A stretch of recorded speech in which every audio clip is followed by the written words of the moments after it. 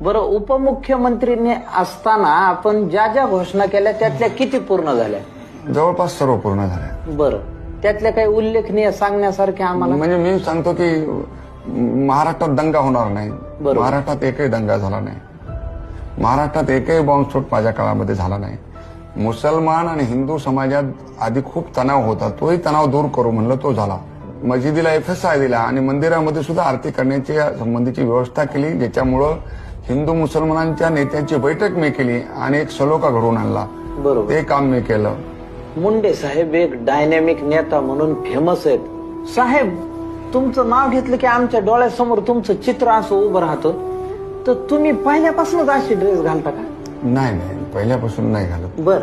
LLB शिक्षण संपलं हा. की मी राजकारणात उडी घेतली. बर.